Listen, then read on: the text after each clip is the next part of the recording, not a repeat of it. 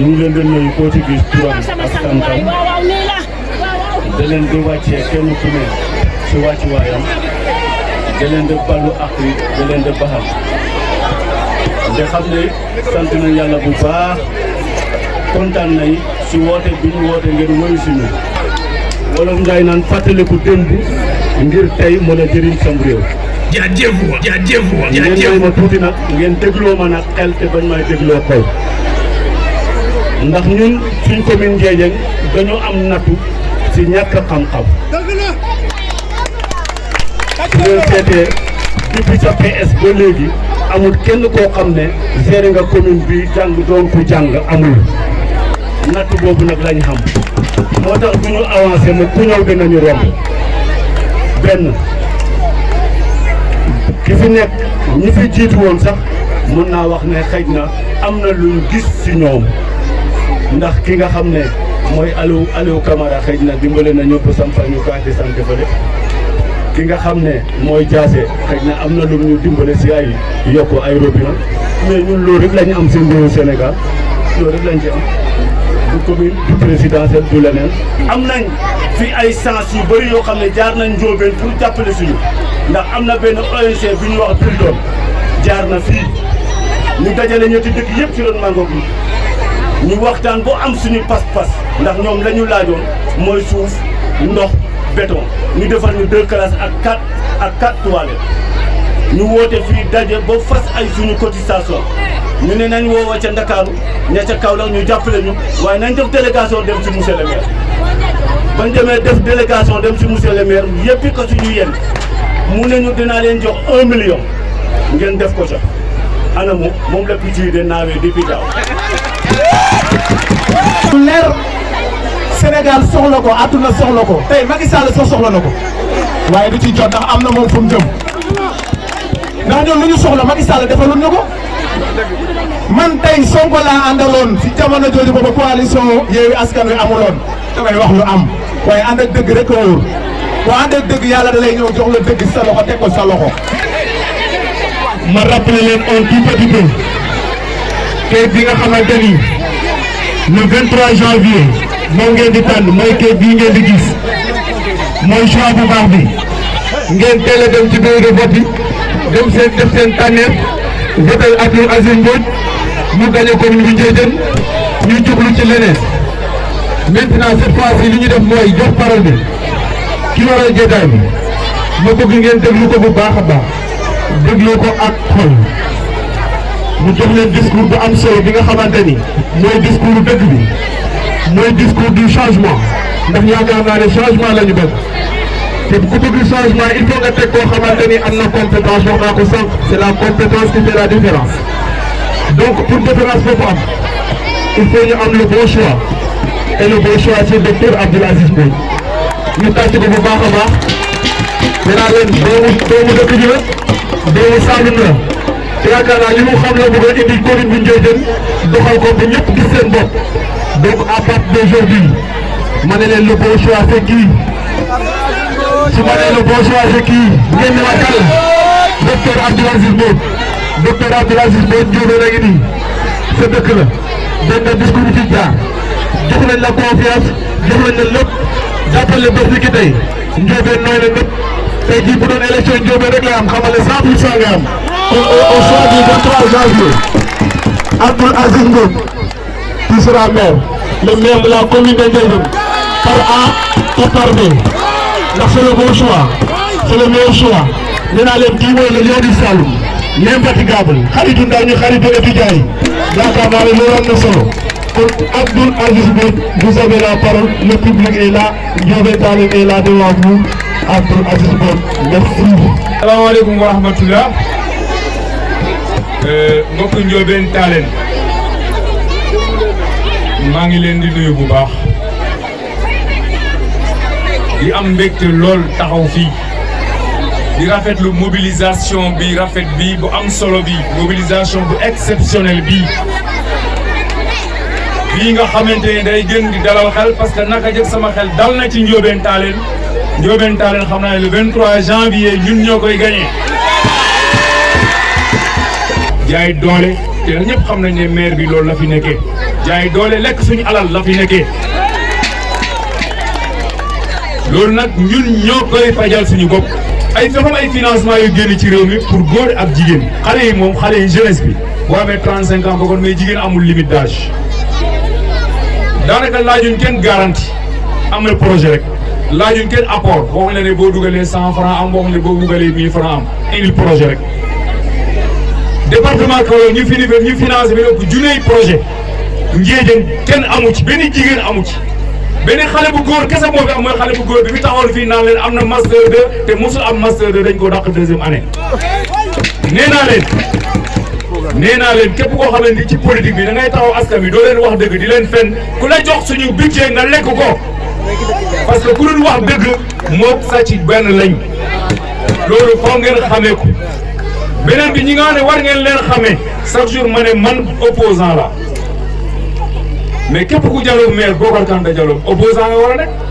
mais ñi ci ëpp yi ñoom ci ñun la ñuy xëy ñun xanaa ñoom dañuy commune bëre na ngeen xamee nag ñii commune bëre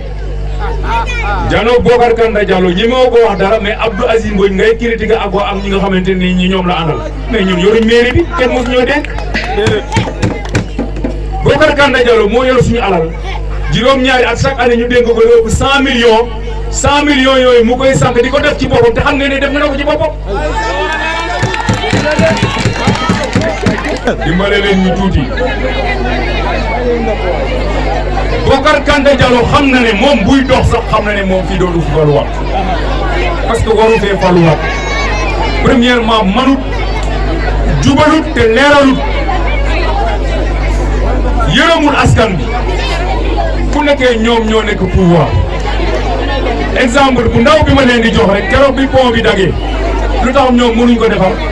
lu tax opposant bi moom moo def tout pour pont bi baax ñun opposant ñun ñooy opposant nee naa leen Bocar Kanta Diallo maa ko gën a xam ci réew bi Sénégal bi maa ko gën a xam leneen li chaque jour dama naan ñun suñu wàll mooy fexe ñu am mairie boo xamante ni day nekk ci askan bi teg ko seen loxo premièrement li muy doxal leer la fay ne di leer xam ne ñu ngi ñuy jéem a weddi ne budget bi du 100 millions nañ gën a seen i compte ñu ngi ñuy jéem a weddi ne ñun chiffre ñuy wax du dëgg wallahi alazim si amul benn chiffre boo xam ne ñun modifié nañ ko wala yokku nañ ñoom ñoo nekk di luubal bugg leen continuer di leen nax da ngeen lànk te da ngeen bañ. nit mënul la nga dénk ko ne ko leeralal liñ la dénk au lieu mu ñëw leeral ko mu naan kee di wax le kon nga nañ génne seen i preuve mu jeex kese preuve rek lañ leen laaj nañ génne ñun ñu toog ak ñoom buñ bëggee ñu dem Alfayda wala buñ bëggee ñu dem TVS wala télévision buñ leen ne ñu génnee seen i chiffre ñu wax ne 2014 ba léegi lii lañ fi géré ci xaalis ci njëriñ ak fii la jëm ak fii la jëm amul lu ne mënoon nañ ko fi def ci xaalis boobu mais li ci ëpp dëgg-dëgg ci luubal la jëm marché yi da ngay fexe doomu Ndiédiène yëpp di am parce que marché yi ñoom entrepreneur u Ndiédiène wala fournisseur u Ndiédiène mën nañ ci am ndax parce que du ñu fi nekk di dajale xaalis wala ñuy jox xaalis pour Ndiédiène nga koy jox benn waa njaw soo xamante ne fa ne waxul war fi am de mais lu tax moom kese mooy am lu tax moom kese moom xanaa moom kese moo capable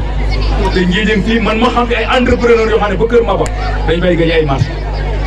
xam naa entrepreneur bu ne Ndiédiène fii gañ ay marché ca Kër Maba ñu xañ ko ay marché fii mu dëkk ci Ndiédiène pendant juróom-ñaari at loolu ñiy liggéey ci corruption xam nañ ne loolu indice de corruption la. nga xamante ne noonu la ñuy doxalee mairie mooy ci mpaj bi mooy ci njàng mi surtout et surtout ak xale yi nga xamante ne ñoom ñooy étudiants yi nga xamante ne jafe doo léegi ñu ngi ci ay jafe-jafe boo demee suñu étudiants yi fii waa Ndiaffate leen di héberger waa Ndofane leen di héberger rek te alors que ñu ngi am fii benn maire boo nga xamante ne nii mais essence am boobu bu ci wàññee rek jëlal xale yi appartement 4 millions 500 lay def carburant man maa ko wax na ma weddi 4 millions 500 par an te ci 6 millions pour cabinet bi muy presque 600 000 pour cabinet presque 5 millions pour essence pour jóge Kër Bocar rek dem mairie. mairie yi ne fii yëpp nag ñi ma ci consulté yëpp dañ ma naan 2 millions lay am 2 millions te yéen mairie sax ñoo ñu ëpp doole fuuf loolu mooy fooyee sa alalu askan loolu nag ñun ñoo koy fajal suñu bopp fitna bi nekk si ñoom nag moom moo tax jamono ji ñuy génnee xaalis di tuur xaalis bi bëreegul de xaalis dina gën a bëri xaalis bi bëreegul bu campagne bi dooree da nga gis ñu sotti fi xaalis mais xaalis bi seen xaalis la bat lank leen ñu defloo leen li nga xam imagine rek ñu ñëw ñun Bocar Kanta Diallo maire Ndiédiène ba 2027 yéen loolu da ngeen ko nangu Bocar Kanta Diallo maire ba 2027 fii ci Ndiédiène ah loolu la bëgg de nee na moom nañ ko joxaat mandat mu toogaat juróomi at maanaam ba 2027 ci suñu kaw mairie bi te yàlla xam na ne mënu ci dara leen rek la ci xam leen rek la ci mën muy budget nan lay def ba mos ci rek te mu ngi ciy mos bu baax pour boppam. ma ne ku ñëwul Yewwi Askan Wi jàpp ci élection locale yi élection député fii nga ñuy fekkaat te ñun incha allahu rabi buñ gagné mairie bi ñun ñooy nekk candidat député bi ci département Kaolack incha allahu rabi. jërëjëf li ma leen di wax rek ragaluñu xam nañ yoon bi lenn rek la ñu ragal mooy askanu Ndiédiène bañ a ànd ak ñun askanu Ndiédiène jour bu ñu àndee ak ñun fu ne daañu ko dem ci réew mi askanu Ndiédiène jour bu ñu àndee ak ñun fu ne daañu ko dem ci réew mi du député du ministre du ne mën nañ ko nekk ci réew mi parce que ñi ñuy jëlee ci Kaolack ñuy jëlee ñoom ci Ndakaaru xam nañu xamee nañ ñu te respecté ñu jox nañu cër fii nag laa ragal suñu askan rek laa ragal parce que ñi leen di nax dañoo bëri te ñi leen di ñax ci seen bopp lañ nekk ñi fi wax yëpp ku ne sa intérêt bopp ngay défendre ñoom ñëpp muy maire ñi mu àndal bokkuñ sax intérêt Ndiédiène taxu leen a jóg maa ngi leen di wax ngeen gën a mobiliser wu ci gannaaw Yewwi Askan bi ci gannaaw suñu liste pour que conquête yi ñu bëgg a def ñu def ko dañuy jël mairie bi 23 janvier commencé ko teg ci yoon juin ñu laaj député bi Inch'Allah juin 2022 ñu laaj député bi 2024 décret présidentiel dañu nekk ministre incha allahu rabi ci yéen la dépendre Ndiédiène ñii fi nekk di cëppi yëpp kenn amul ci ambition yooyu kenn gisul yoon boobu xëy na sax dañ koy jombale suñu bopp ñun jombale dara ak politique suñu bopp parce que ay ministres yoo xamante ne bu ñu xoolee dañ ñuy respecté ñu ngi ci réew mi ay directeurs yoo xamante ne kën ci jàpp sax ci plateau télé dañ lay tëj ba nga baax kon ñun nag ñun ñooy tànn ñun Ndiédiène xam ne